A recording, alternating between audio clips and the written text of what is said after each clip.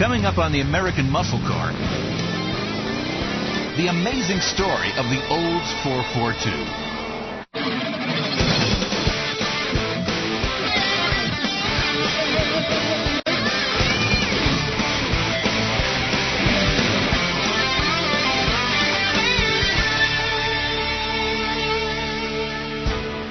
General Motors has always made cars to suit everyone's tastes. If you wanted luxury, there was Cadillac and Buick.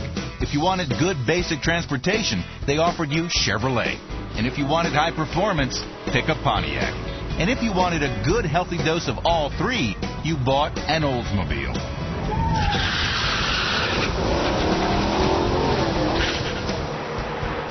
When the first shots were being fired in the muscle car wars, Oldsmobile was the only General Motors division, other than Pontiac, that wasn't asleep at the switch.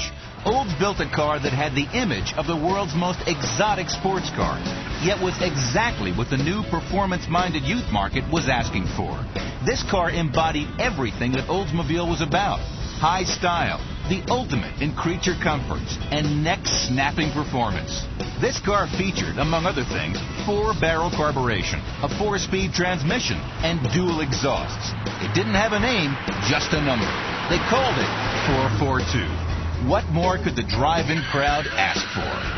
And oh yes, it just happened to launch like a rocket. The 442, Oldsmobile's luxury muscle machine. In the 50s and 60s, you might have thought America's space program was located not in Cape Canaveral, but in Lansing, Michigan. Oldsmobile's advertising made you think jet fighters were rolling off their assembly lines. The way their cars performed, this wasn't far from the truth. Oldsmobile's performance heritage dates back to the days when horses outnumbered cars on the nation's roads. Ever since Ransom Olds' Pirate, which achieved a breakneck speed of 60 miles per hour on Daytona Beach in 1904, Oldsmobile has always been at the top of American car performance. Olds leaped to the forefront of American performance in 1949 when they introduced their overhead valve 303 cubic inch V8. This engine made 135 real horsepower, and it was the first really modern V8 made in America. Rocket 88 soon became the cars to beat in stock car racing.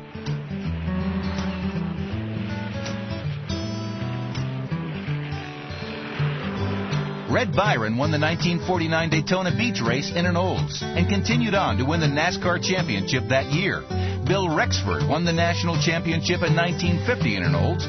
Also in 1950, Oldsmobile won the Mexican Road Race, a grueling 2,000-mile event. For the next 3 years, Oldsmobiles won almost half the stock car races on NASCAR's schedule as they continue to develop their world-beating engine from 303 cubic inches to 324 cubic inches and 202 horsepower. By 1955, the other automakers had developed their own overhead valve V8s, which broke Oldsmobile's stranglehold on stock car racing. But it sent the Olds engineers back to the drawing board.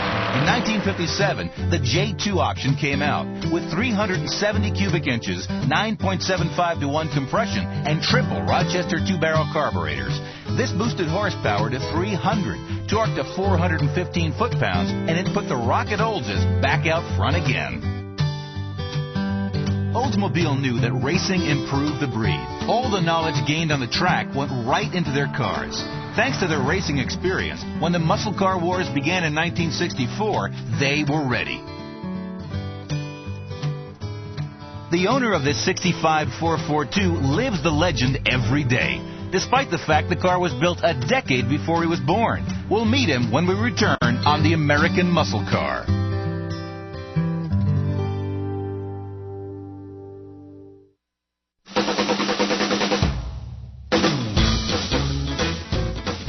The stock car racing world went sailing along into 1958 with everyone loaded for bear.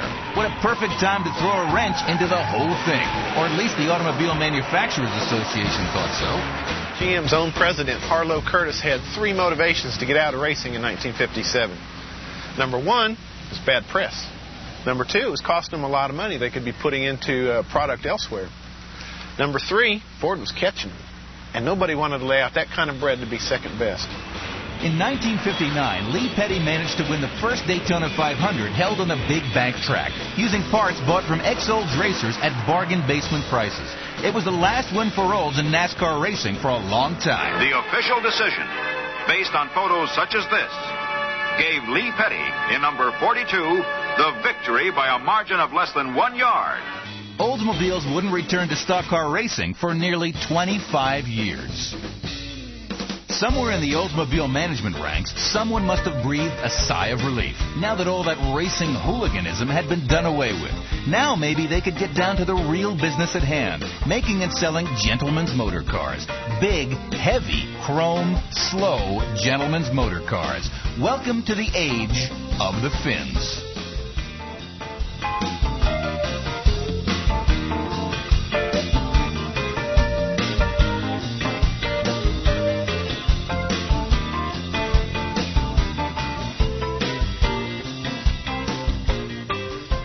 There is an interesting side benefit to building luxury barges. It takes a lot of horsepower to pull 4,000 pounds of not very aerodynamic metal through the wind, and even more power to run all the accessories on the option list.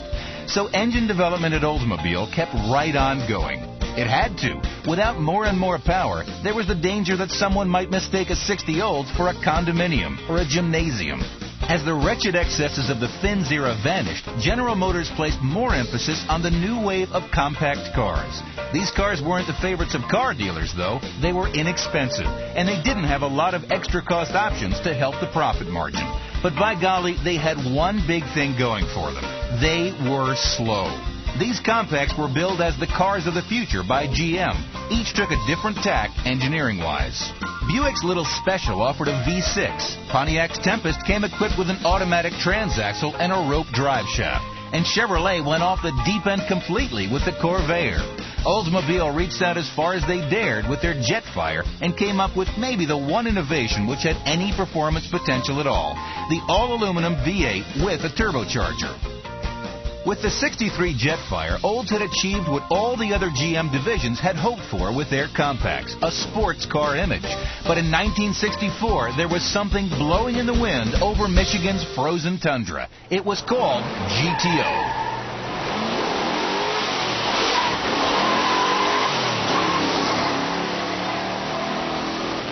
When I graduated from high school, that was the very first car I ever had, and I think it's either midlife crisis or nostalgia, one of the two. I decided I wanted to get another one, so I went in search and found this one.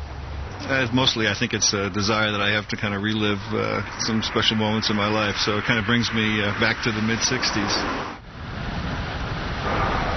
I love sitting back in the seat in this car.